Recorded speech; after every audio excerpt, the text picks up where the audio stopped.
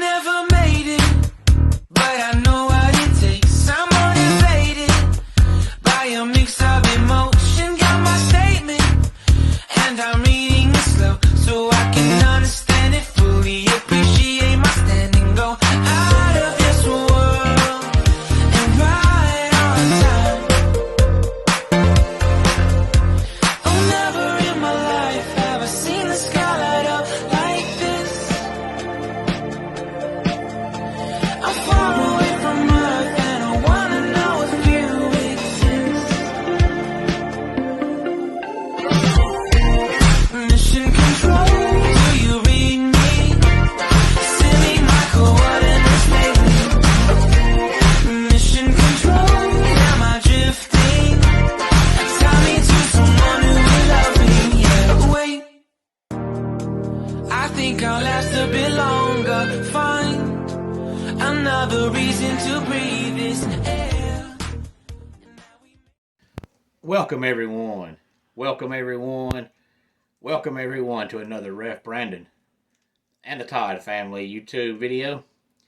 Wherever you are, whatever you may be doing, thank you so much for making Ref Brandon and the Todd Family part of your day. We always greatly appreciate it. I want to start off by saying that I apologize for the lighting in today's video, but the light that I used, I had to rearrange, get it closer to me, because I don't know how it is in your neck of the woods, but where I am right now, it is cold, so I am using the heat from the light to keep my fat butt warm while I do this video. But today, here on the channel, I want to talk some college football. Hard to believe that we're already staring in the barrel of week number 10 in the world of college football. This is the final month of the regular season. Of course, it started on Tuesday night when we had Northern Illinois and Central Michigan, and we also had Buffalo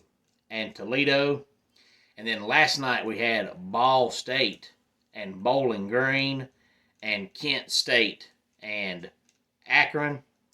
As far as tonight goes, 7 o'clock, Fox Sports 1, TCU at Texas Tech. 7:30 on ESPN, Wake Forest at Duke. And 7:30 on ESPN 2 is USA at Troy.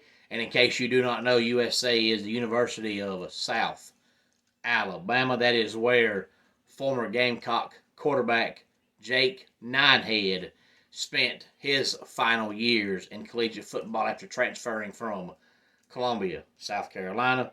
Coming up tomorrow night, we have Boston College at Syracuse and Colorado State at Wyoming, if anybody cares about either one of those games. And then coming up on Saturday, as always, we'll start with the noon games. We have Ohio State at Rutgers at noon on CBS. Kansas State at Texas on Fox. Texas A&M at Ole Miss on ESPN. ABC has the only game that matters because it features Clemson. Notre Dame visits the real Death Valley on Saturday at noon on ABC. UConn at Tennessee is the game on the SEC Network. Arkansas at Florida on ESPN 2. Wisconsin at Indiana on the Big Ten Network. Nebraska at Michigan State on Fox Sports 1. Jacksonville State at South Carolina on ESPN U. Campbell at North Carolina on the ACC Network, and that is all the noon games. 2 o'clock on Saturday on the Charlie Whitehurst Network, we have Georgia Tech at Virginia. Now, so far this year, if you have not been following along with Georgia Tech, I believe they have one lost all year long. So if that continues, since they won last week, that means they will lose to Virginia on Saturday, and then they'll beat Clemson next week. 3:30 on Saturday, we have Missouri at Georgia on CBS. Florida State at Pittsburgh on ESPN. Oklahoma at Oklahoma State on ABC. Penn State at Maryland on Fox. Virginia Tech at Louisville on the ACC Network. Tulane at East Carolina on ESPN-U. The Big Ten Network has Illinois at Minnesota. Peacock has Iowa at Northwestern. Fox Sports 1 has Central Florida at Cincinnati. And ESPN2 has James Madison at Georgia State. And speaking of Georgia, I have said numerous times here on the channel that I've never fully understood why Georgia fans just will not accept Mike Bobo. They never have, and I've never understood it. He is the epitome of a Georgia guy. He went to school there, graduated from there, played football there. I think he's raised his kids most of their life in the area. Of course, he's coached there before. He's back now. And I swear Mike Bobo could go out there and average 900 yards a game and 75 points a game, and Georgia fans would still say, boy, I tell you what, Mike Bobo sucks. And I have never understood that. But if you watch their game last Saturday against Florida, there was 2 or 3 times throughout the game where Brad Nessler and Gary Danielson kept talking about how, I think it's either 2 of the 3 or 3 of the best 5 years Georgia's ever had as far as offensive categories and stats and all that, Mike Bobo was the coach.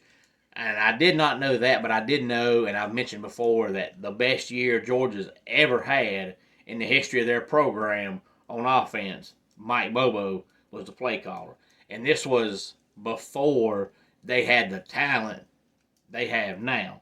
So if Mike Bobo is going out there and averaging all those yards, all those points, all those passing yards, all those rushing yards, all those first downs with lesser talent, imagine what he could do now with better talent. But for some reason, Georgia fans still say, well, Mike Bobo sucks. And I do not understand it at all. It seems like Mike Bobo to Georgia is kind of like the way DJU was at Clemson. Last year, I told people all year long that DJU was not Clemson's problem, and they wanted to blame every single thing wrong with that team on DJU. So, of course, he finally transferred because he felt like, hey, I can't do anything right here. I don't need to be here. Now he leaves and goes to Corvallis, and now we see that all of Clemson's problems were not DJU. Well, I kind of feel the same way with Bobo. Now, Georgia has no problems. They're the best team in America. But if they did have problems, it'd be Bobo's fault. If they missed a game because they missed a field goal, it'd be Bobo's fault. If they lost a game because they dropped an interception, it'd be Bobo's fault. At 4 o'clock on Saturday, we have Auburn at Vanderbilt on the SEC Network. There's a couple of games at 5 and 6, but honestly, I don't think anybody cares about them, so I'm not even going to talk about them. 7 o'clock on ESPN, we have Kansas at Iowa State. Fox Sports 1, BYU at West Virginia. And Fox Sports 2 has Utah State and San Diego State. 7:30 Saturday night, we have Purdue at Michigan on NBC. Washington at USC on ABC, and that game should be first team to 60 wins. That game should be a basketball score. Kentucky at Mississippi State on the SEC Network. and SMU at Food on ESPN. And that is your 7:30 games. 7:45 is LSU at Alabama on CBS. Now, of course, we know they play every year the first Saturday in November, but the game time is usually 8 o'clock. Why it got bumped up to 7:45, I'm not really sure. I don't really know if there's much of a difference in a 7:45 kick and 8 o'clock kick, but it's 7:45. And speaking of Michigan, the more I hear about all this stuff going on and the more things I hear Jim Harbaugh say, the more I think Michigan is extremely guilty, especially with Jim Harbaugh coming out and saying, well, we're innocent until proven guilty. First of all, people have already seen the film, so you've already been proven guilty. But second of all, when you say that, you're pretty much admitting guilt, and you're telling somebody, no, you can't prove it. So the more he talks, the more I think Michigan is guilty, and the more I think that when this season's over with, Jim Harbaugh is leaving Michigan, and he's going to the NFL somewhere. And I believe the Big Ten is probably going to end up removing Michigan from the playoffs if they make them. Not saying they will, but if they do, because if they don't and Michigan gets in, and let's just say they win the whole doggone thing, well then the middle of summer next year, they're going to turn around and remove their national championship. So why put them in if they're not going to be able to win the title and keep it? So I think the Big Ten will remove Michigan from the playoffs if they make it, if the NCAA doesn't take them out. And I think when the year's over, Jim Harbaugh is a goner. 8 o'clock Saturday night, we have Miami at NC State on the ACC Network. 10 o'clock on ESPN, we have Oregon State at Colorado and Boise State at Fresno State. Then at 10:30 on Fox Sports 1, we have UCLA at Arizona. If you have any thoughts or opinions on the playoff poll that came out Tuesday night, please feel free to drop them down below in the comment section. And while you're there, make sure you have subscribed. You give the video a like, a thumbs up, and share it on all social media platforms. But it always cracks me up how this poll comes out every year and people will sit here and spend 20 minutes complaining about it because their team ain't high enough or the team they hate's too high or whatever. And they'll sit here and just bicker and then they'll say, well, it don't matter because it's all going to work itself out in the end. Well, if it don't matter, why'd you spend 20 minutes talking about it?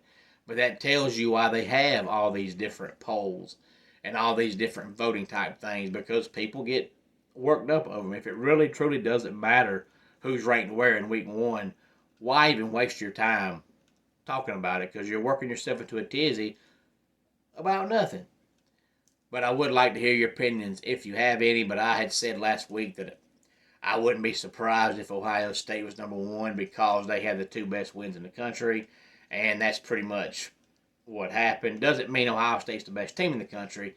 It just means they have the two best wins in the country.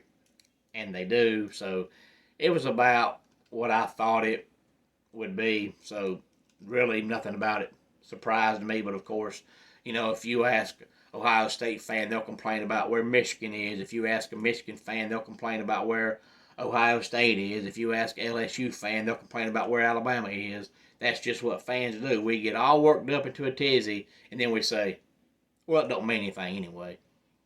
But any thoughts on it, please feel free to let me know. Homes for Our Troops is a publicly funded 501c nonprofit organization that builds and donates specially adapted custom homes nationwide for severely injured post 9/11 veterans.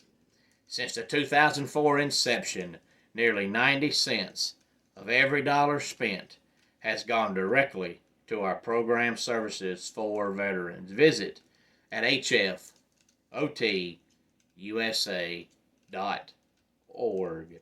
Let's go ahead and get our dad joke of the day in here. What's the problem with twin witches? You never know which is which. And that does it for today's Ref Brandon and the Todd Family YouTube video.